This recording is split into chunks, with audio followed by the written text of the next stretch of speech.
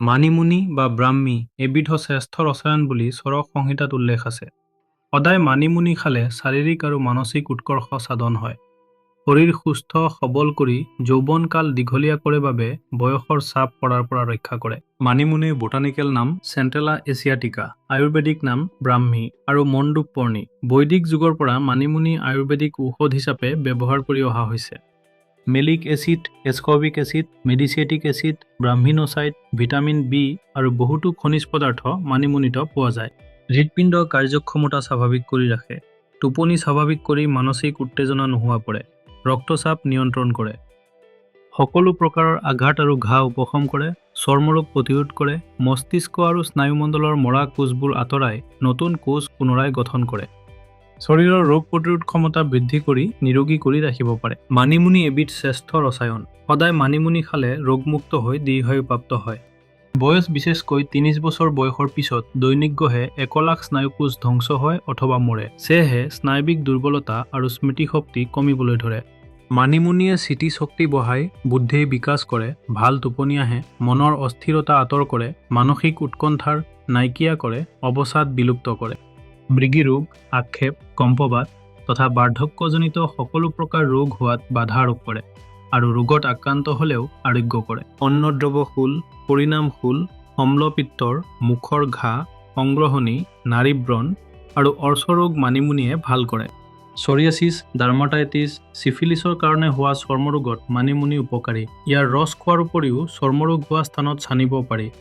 মানিমুনি খালে হৃদৰোগ ভাল হয় আৰু হৃদপিণ্ড সুস্থ সবল কৰি ৰাখিব পাৰে। উচ্চ ৰক্তচাপ নিয়ন্ত্ৰণ কৰে। শিৰা সংকোচন ভেৰিক্স ভেইন নিৰ্মূল কৰে। সকলো প্ৰকাৰ লিভাৰ ৰোগ ভাল কৰে। বিশেষকৈ লিভাৰ চিৰচিছ নামৰ কোষ ধ্বংস হোৱা ৰোগত মানিমুনি খালে ধ্বংস বা মৃত কোষবোৰ আঁতৰাই নতুন কোষ গঠন কৰে। পুৰণি হাঁওফাঁওৰ ৰোগ, পুৰণি কাহ ৰোগীৰ বাবে মানিমুনি মহৌষধ। ৰাতিপুৱা খালী পেটত মানিমুনি পাত ৮-১০ পৰ্যন্ত চোবাই খাব পাৰে। ৩-৪ চামুচ মানিমুনিৰ ৰস ২-৩ বাৰ খাব পাৰে। ব্ৰাহ্মী ভাটি দুটাকৈ দিনে ৩ বাৰ খাব। ব্ৰাহ্মী চিৰপ ৩ চামুচকৈ দিনে ৩ বাৰ খাব। ব্ৰাহ্মী ৰাসায়ন এচামুচকৈ দিনে ২-৩ বাৰ খাব। ইয়াত উল্লেখ কৰা ৫ বিধৰ যিকোনো এবিধ খালেই হ'ব। বেঙেনা বা অমিতাৰ লগত মানিমুনিৰ পাত দি আঞ্জা ৰান্ধি প্ৰতিদিনে এমাহ খালে হজম শক্তি বৃদ্ধি পায়। মানিমুনিৰ পাতৰ ৰস এচামুচ আৰু শেৱালি ফুল গছৰ পাতৰ ৰস এচামুচ মিহলাই সদায় পুৱা খালে জ্বৰ ভাল হয়। সামান্য পৰিমাণৰ আম গছৰ ছাল, আনাৰসৰ কেঁচা পাত, কেঁচা হালধিৰ ৰস, ৪-৫ ডাল মানিমুনি শাকৰ শিপা ভালদৰে ধুই বটি ৰস উলিয়াই খালী পেটত খালে পেটৰ অসুখ ভাল হয়। সৰু ল'ৰা-ছোৱালীৰ ক্ষেত্ৰত এই পথ্য অধিক কাৰ্যকৰী।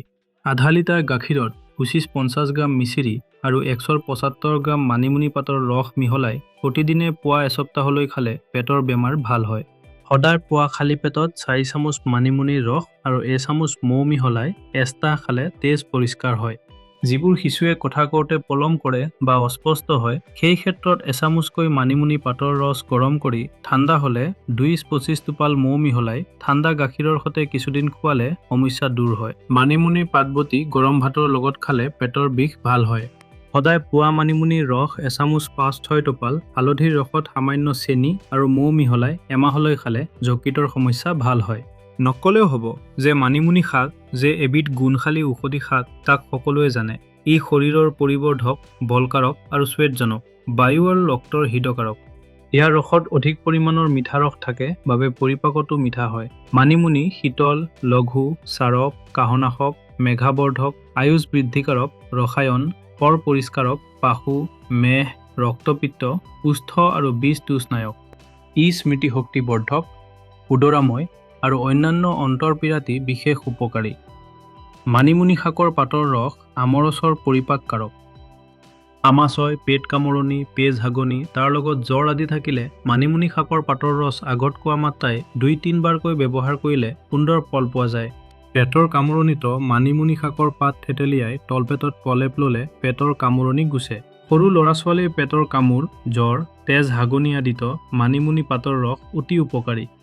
যিকোনো বেমাৰৰ পিছত মানিমুনিৰ জোল বৰ উপকাৰী। চৰ্মৰোগত মানিমুনি শাকৰ পাতৰ ৰস উপকাৰী। ইয়াৰ পাতৰ ৰসেৰে বাক্যঠেৰে গা ধুলেও ফল পোৱা যায়। মানিমুনিৰ পাত বীজ বেদনাত লেপ লগালেও বেদনা নাশ হয়। আনকি অচাৰ কুষ্ঠতো ইয়াক নিয়মিতভাৱে ব্যৱহাৰ কৰিলে সুফল পোৱা যায়। উপদংশ ৰোগৰ দ্বিতীয় অৱস্থাত শৰীৰত ব্ৰণ উঠিলে উক্ত ধৰণে ব্যৱহাৰ কৰিলেও ভাল ফল পোৱা যায়।